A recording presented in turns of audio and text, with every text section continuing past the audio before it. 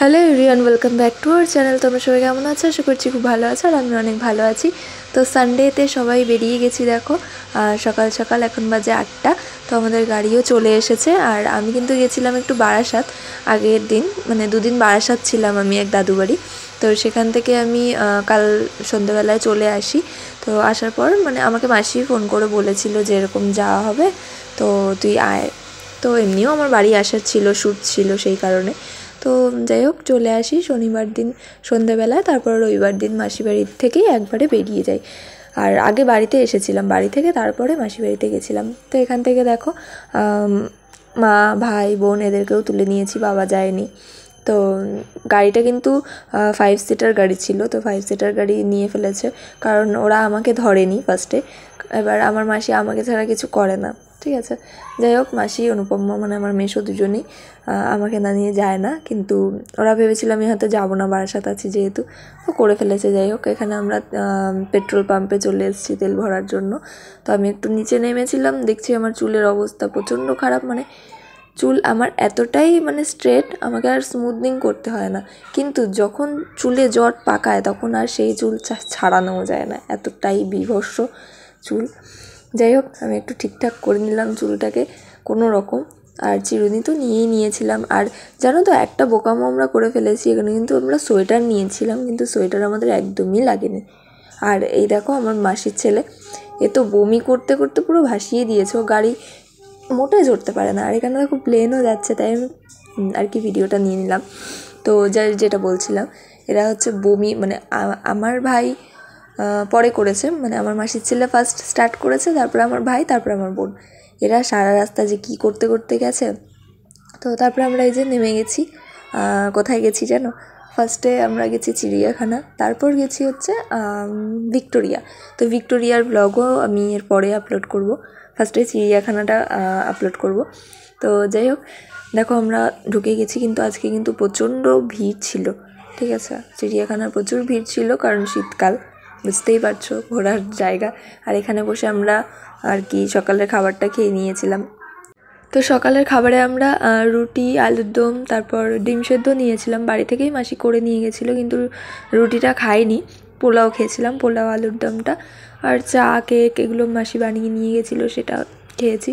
তো এখানে দেখো যেগুলো যেগুলো দেখাচ্ছি সেগুলো আমি পুরো নামটা বলতে পারছি না, তার কারণ এখানে যেভাবে দেখাচ্ছে না, আমি ভিডিও এডিটিংয়ের সময় বুঝতে পারছি না যে কোনটা কী জিনিস, সেই কারণে আমি নামগুলো বলছি না, তোমরা একটুখানি অ্যাডজাস্ট করে দেখে নিও।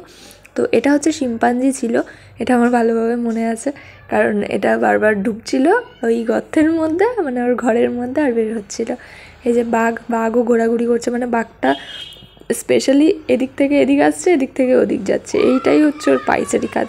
আমি যা দেখলাম আমার হাসিও পাচ্ছিল দেখে। আর আমার গলার ভয়েসটা একটু ইগনোর করো, ঠিক আছে, কারণ আমার শরীরটা একটু খারাপ আছে। কালকে আমি শ্যুটে ছিলাম, কালকে কিবার সোমবার ছিল, তো কালকে আমি শ্যুটে ছিলাম, তার আগের দিন বললাম ঘুরতে গেলাম রবিবার, তো আমি মঙ্গলবার দিন ভিডিওটা এডিট করছি। যাই হোক, এখানে দেখো কত সুন্দর সুন্দর পাখি।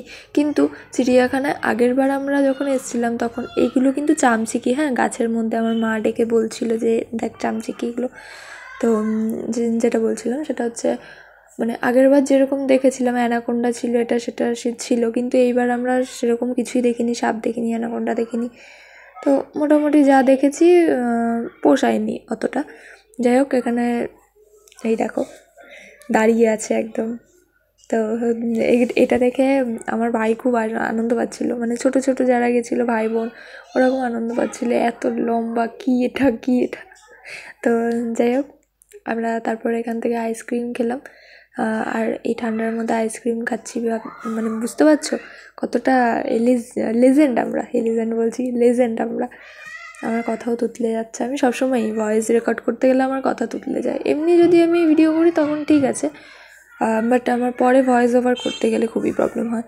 তো যাই হোক, এখানে পাখির কালেকশন দেখতে এসে তো আমি কিছুই ভিডিও ক্লিপ নিতে পারছি না আরও, কারণ এখানে পুরো খোপগুলো দেখছো একদম ছোট ছোট, ওই জন্য বোঝা যাচ্ছে না ঠিকঠাক কী পাখি কোনটা কী, ওই জন্য আমি ঠিক তোমাদেরকে বলতে পারছি না। যাই হোক, আমরা যে গেছি এটাই একটা মজা।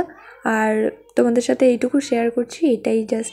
তো এখানে একটা ময়ূর ছিল, ময়ূরটা পেখম মেলেনি ওই জন্য দেখাতেও পারিনি। আর এখানে ছিল হচ্ছে সাদা ময়ূর, এটা আমি বুঝতে পারবো না বলে ওই দেখো ওপরে সাদা ময়ূর লেখা ছিল, সেটাকে আমি তুলে নিয়েছি যে তোমাদেরকে বোঝাবো বলে। আমি এটাই ভাবছিলাম যে আমি যে ব্লগ করছি আমি কিভাবে দেখাবো। আর এই হাতিগুলো দেখছো, এই হাতিগুলো হচ্ছে ফার্স্টেই তার ঘরে ঢুকে গেছিলো। এবার আমরা দাঁড়িয়ে আছি, এবার আমি বলছি কি বজ্জাত হাতি, ঠিক সেই সময়টাই হাতিগুলো বেরোলো, মানে দুটো হাতি বেরিয়ে গেছিলো সাথে সাথে, বলার সাথে সাথে। তো তারপরে আর কি ভিডিও তুলে নিলাম, হাতিটাই একমাত্র ভালোভাবে দেখাতে পারলাম মনে হয়। যাই হোক, জীবনটা সার্থক হলো দেখি। আর আমাদের গাড়ি যে চলেও এসছে, আর এখানে কিন্তু বেশিক্ষণ গাড়ি দাঁড়ায়নি, ওই জন্য আমাদেরকে একটু স্পিডে গাড়িতে উঠতে হয়েছিল, নাহলে ফাইন হতো। যাই হোক, এখন আমরা ভিক্টোরিয়া যাব, তো ভিক্টোরিয়ার ব্লগ আসতে চলেছে, তোমরা লাইক কমেন্ট করে দিও, আর যে যেখান থেকে দেখছো ভিডিওটা শেয়ার করে দিও। তো চলো, টাটা, বাই বাই, আর লাভ ইউ গাইজ।